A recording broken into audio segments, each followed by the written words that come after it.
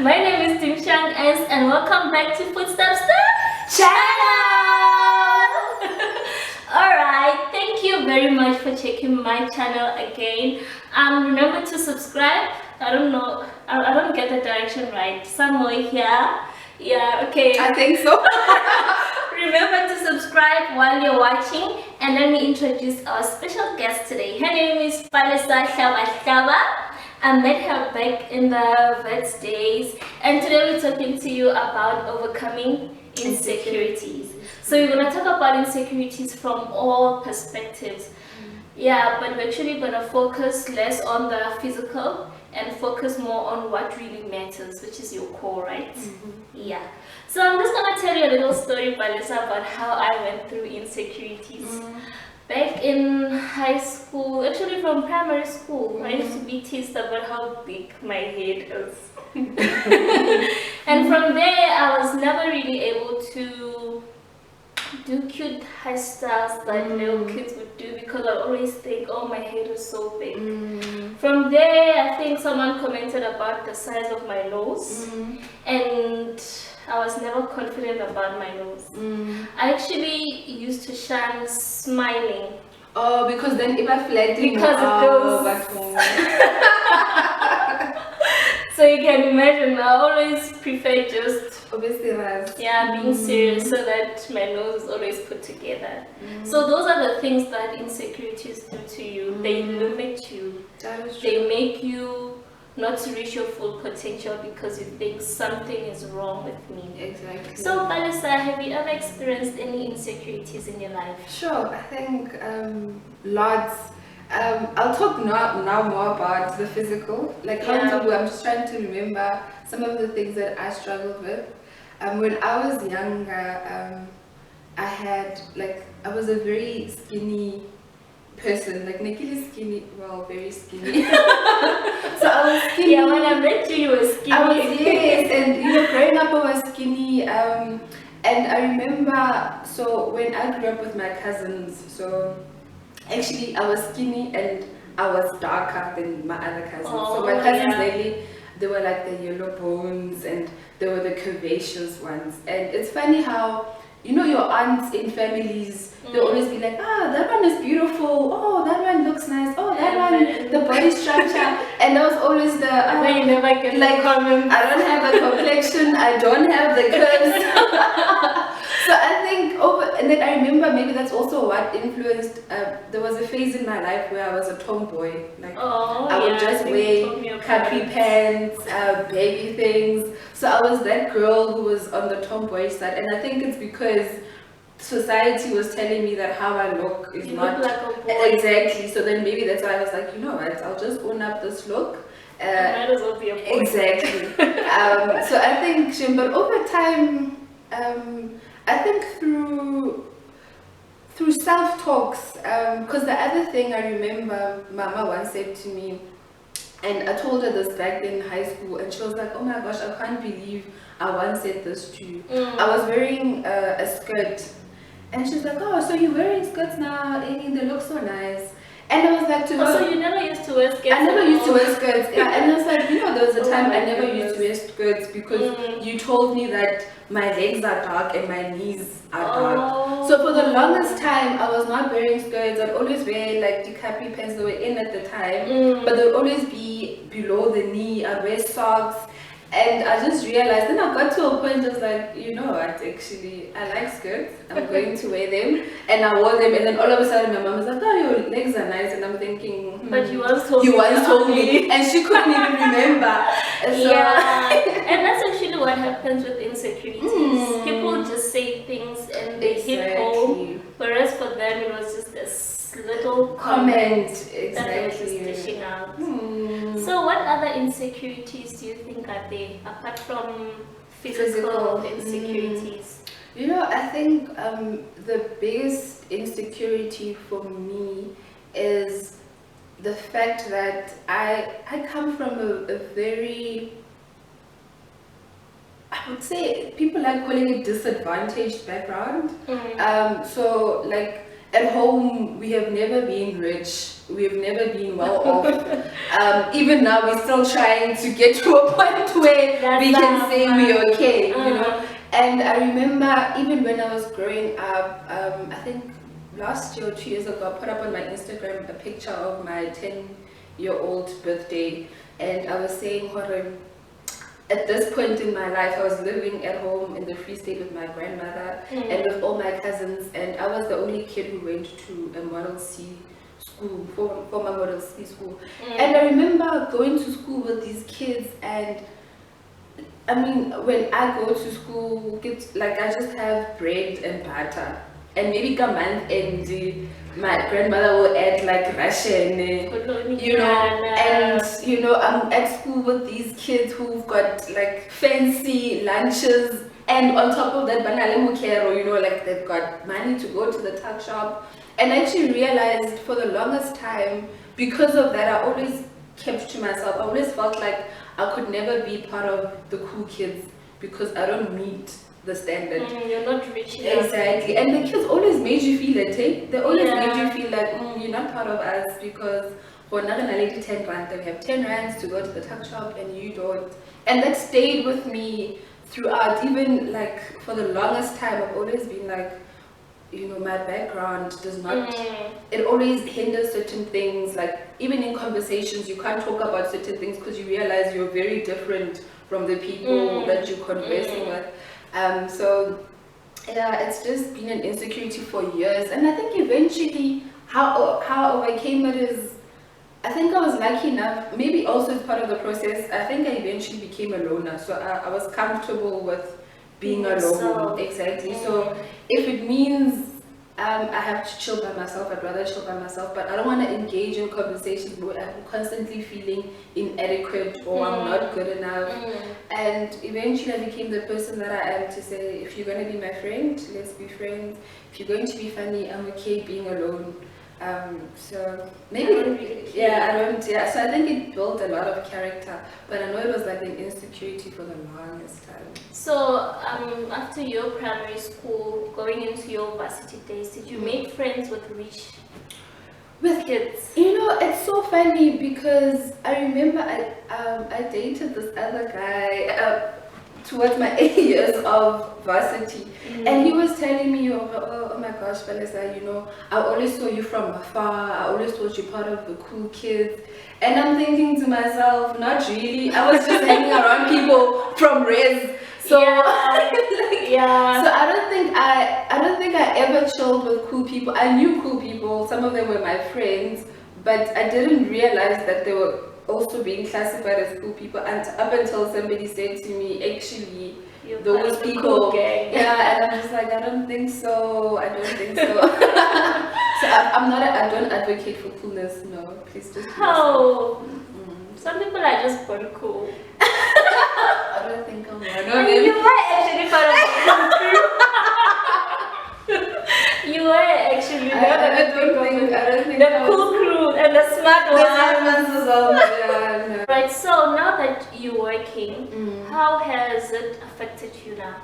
Do you think you still have the same, they call it inferior complex, right? Inferiority complex. Do you still feel like that? I think sometimes I do. I think the other day we were talking about confidence, and we were almost arguing about you saying I'm confident, and I'm like, Bona, confidence thing, I don't know if I haven't unlocked. And I think it's exactly that. I think you fake it, you fake it till you make it. Yeah. To this day, I think I still have insecurities, especially, I mean, I work in corporate, and even in the corporate environment I work in, most times when I'm in meetings, either I'm the only female or I'm the only black person in the room. And I mean, already that environment is not the most comfortable because you're constantly that one who's standing out.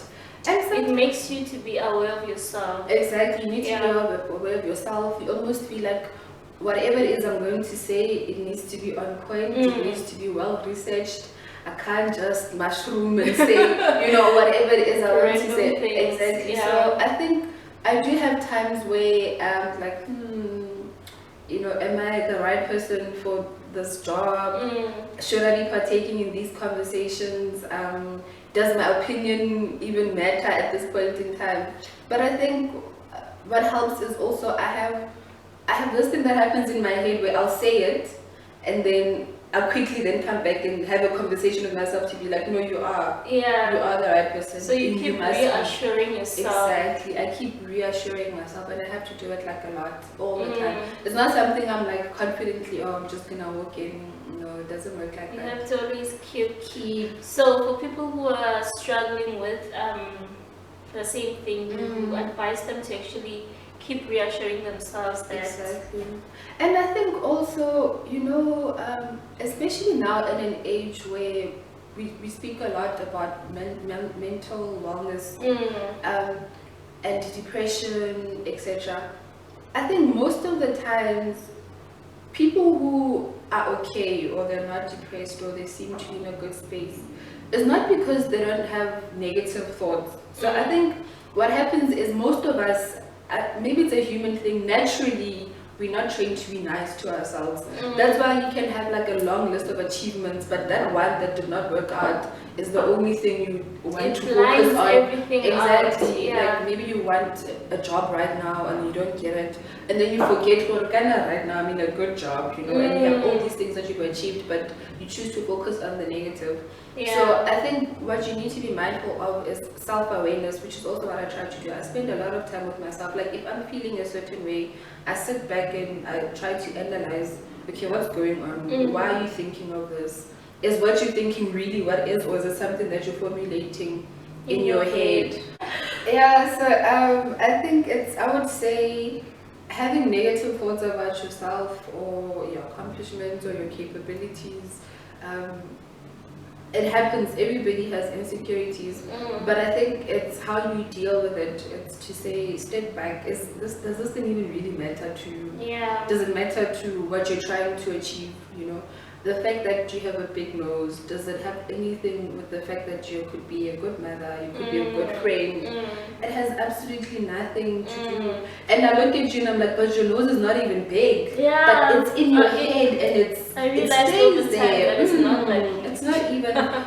So I think you must be nicer to yourself and don't obviously quickly brush out the insecurity. Think about it, dwell and deal with them. Exactly. I think the best way is to deal with them. Don't just hide them and make it look like, okay, when you're a perfect person, no insecurities, nothing.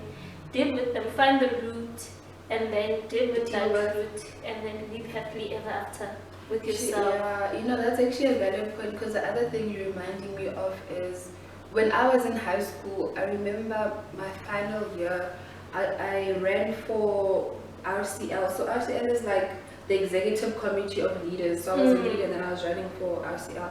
Then I didn't get it. I remember I heard a speech, everybody was happy.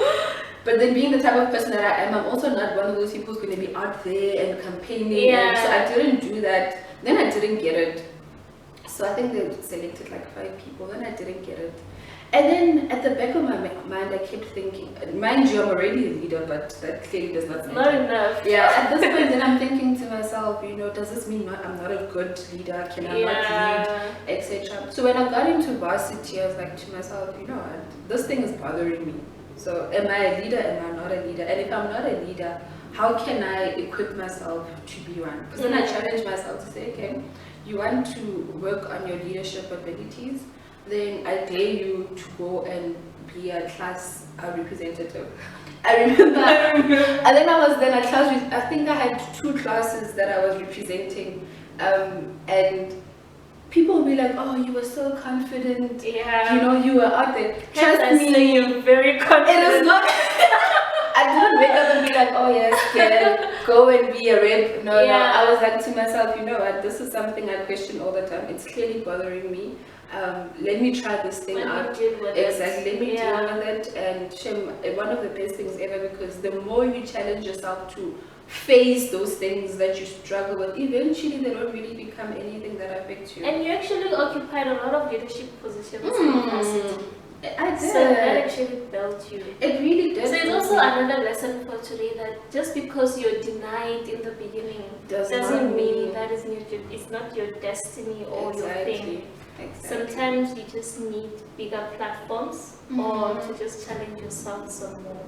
And I think also you must be courageous. Yeah. Because that's true. You know, with insecurities also, we live in an age where everybody wants to focus on insecurities and what you're not and what you don't have. Even now, in an era of social media, you see what the perfect body is supposed to look like, what the perfect outfit looks like, the places you need to be going, and then I think if you dwell too much on that, then you start questioning, oh my gosh, am I even happy because I don't even have that bag? You know, and I think don't focus on such things. It's really important to yourself to center yourself and be okay with who you are. I'm not even the typical beauty, person. But trust me, I believe that I'm beautiful. You are very beautiful. So, you guys can see. But I think a lot of people will sit and be like, no, but I'm not this. Forget about what you're not. Let's focus about what you have. What are you trying to achieve? And it has to start with self. And don't look for reassurance from other people. Yeah. Don't wait. Because you won't always get it. And the problem with that is you'll get reassurance from 5 people, but that one person who doesn't do it, then all of a sudden you're back to square one. It breaks the whole building. Exactly. So I think you need to start with self first. Accept yourself for who you are. Accept your weaknesses, and if you want to work on some of them to turn them into strengths, you can, but also accept that some weaknesses will forever be a they'll weakness. just be your weaknesses. Like for example, if you can't sing, you can't sing. It's not even an insecurity. You can go for lessons as you want. Yeah, you'll just be a confirmed.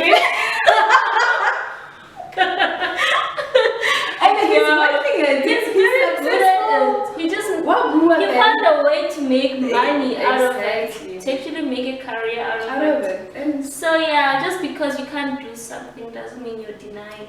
But be realistic with yourself. Exactly. Be realistic.